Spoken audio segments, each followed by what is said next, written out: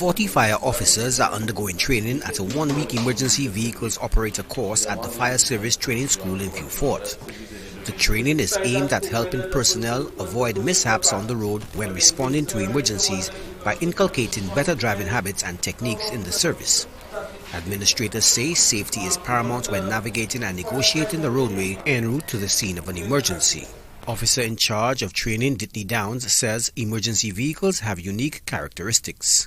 The objective of this course is to basically to expose new drivers, new fire service drivers, in the safe way of handling emergency vehicles, especially when they're responding to an emergency or a fire call.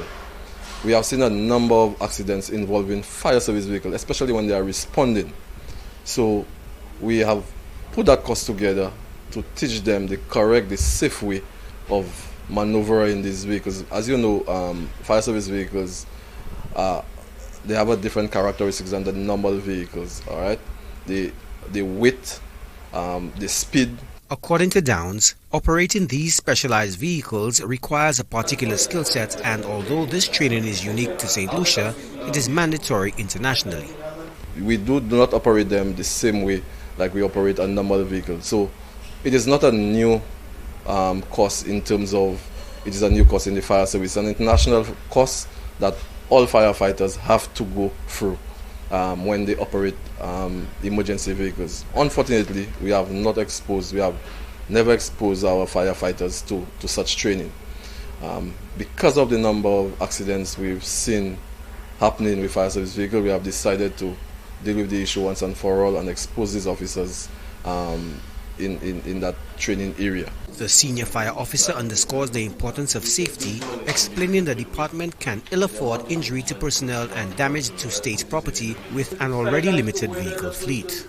When we lost a vehicle in terms of a vehicle accident, the use of that vehicle creates a problem for our fleet in terms of our responses. Then we have the issue of the person involved, the fire officers involved, the sick leave involved, and also the public suffers because when we're supposed to have maybe 2 ambulances in operation, we have 1 ambulance because of an accident.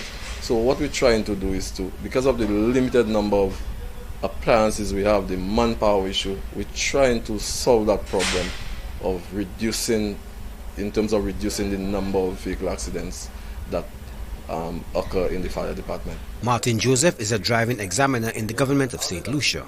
Well, the purpose of the course today was just to bring drivers' knowledge about driving up to a higher level than what it is now.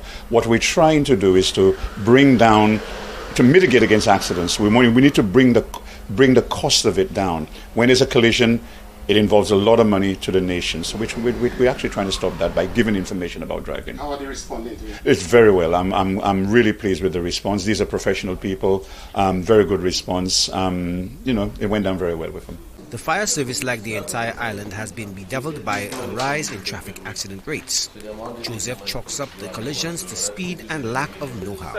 A lot of the causes of accidents is people, generally fast driving. There's a lot of fast driving. People don't have enough knowledge about what they're doing. Fast driving comes with a cost. Imagine somebody going around a bend at high speeds. You're bound to lose control at the end because there's certain scientific forces acting on these bends. People will say, oh, the bend pulling. Yeah, the bend pulling because of certain scientific forces. Now, once you understand about these forces, you wouldn't approach a bend so fast. You would slow down. So that helps, this whole education part of it helps to reduce the rate of accidents. Joachim de Plessis, HTS News Force.